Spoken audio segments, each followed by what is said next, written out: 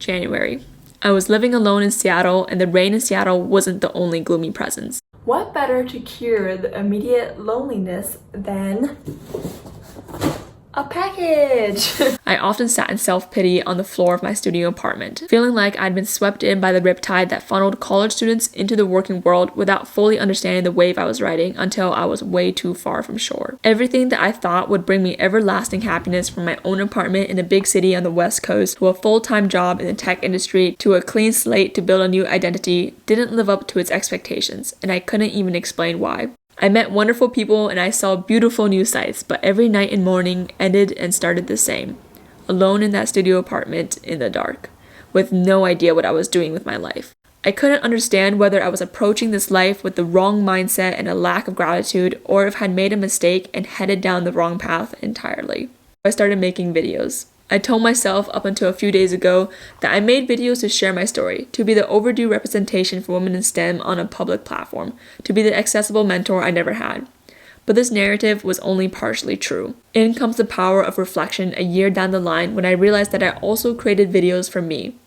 I created videos to escape the panicked inner monologues about my life purpose and to slow time down. I felt like that riptide was still carrying me deep into the ocean, and as I was juggling everything just to keep enough oxygen in my lungs, I didn't have time to watch where I was going nor understand my situation. My life was happening, and I watched it happen, but I wasn't living it.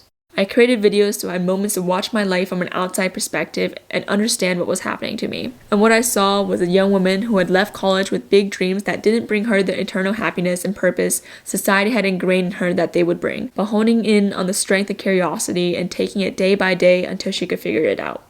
Or in that time, figure out how to even figure it out. A story is always easier to tell a year down the line, but I remember feeling like that riptide had finally pulled me so deep in the ocean that swimming left from right made no difference. I could survive here in the middle of the ocean, but I wasn't thriving, and I didn't know where else to go. March came around and the first few cases made its appearance in the United States. I would be lying if I said I wasn't relieved for the time to slow down at first. I had happened to be traveling and made a pit stop at my parents' home in Michigan. There, I quarantined, created videos, did work in my pajamas from the comfort of my couch, slept in, stayed up late, enjoyed the extra 90 minutes or so that the Seattle traffic could no longer take from my life. I expected to spend time journaling and reflecting, but I didn't leave with the epiphany I had hoped for. I only left with blurred work-life boundaries, seemingly fading connections I had made in my first 6 months in Seattle, and in complete despair at the state of the world. In the wake of social injustice that burned across the nation and the world, I became awakened and enraged. I became enraged at the unfairness, enraged at the blindness, enraged that not everyone was enraged. Happy birthday to you. Happy birthday to you. Yeah, are you one? Are you two? Are you three? Are you four? 你先别吹，我可以跳到这儿，你先坐在那把灯打开。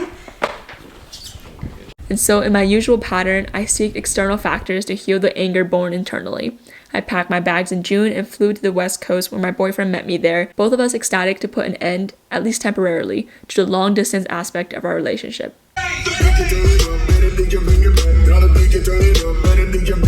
We started in San Francisco and made our way up to Seattle. The pandemic would let up by the end of summer, we presumed.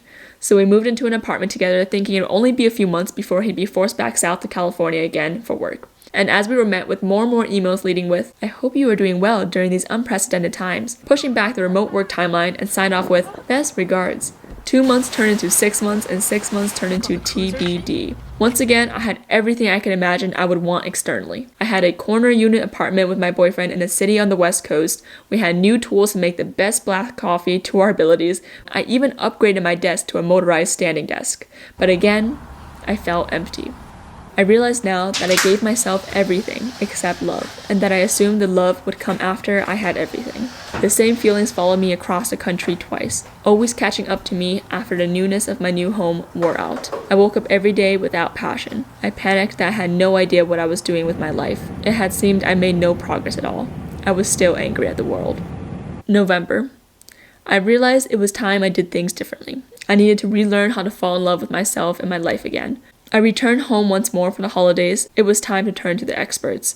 I read Change Your Brain, Change Your Life, took Professor Santo's Yale course on the science of well-being, started working out again, and with a motivation not driven by my appearance, this was a first in a while, meditated for at least 10 minutes every day, journaled, and even started therapy. I still feel angry at the world at times, but the anger no longer consumes me in my life. I learned the baseline of my happiness is not rooted in the external factors society has so deeply ingrained in me as bigger paychecks, my name in the headlines, the job with the big titles, new stuff, and travels to new locations. But rather, happiness is rooted in the kindness I can provide others, in the feeling of awe at the extra fluffy clouds on a clear day, in gratitude for the ethereal snowfall and refreshing cold in the Michigan winters I once despised, and feeling one and connected with the world. I finally feel that I don't need to be special. I am finally at peace that my sole purpose is to exist.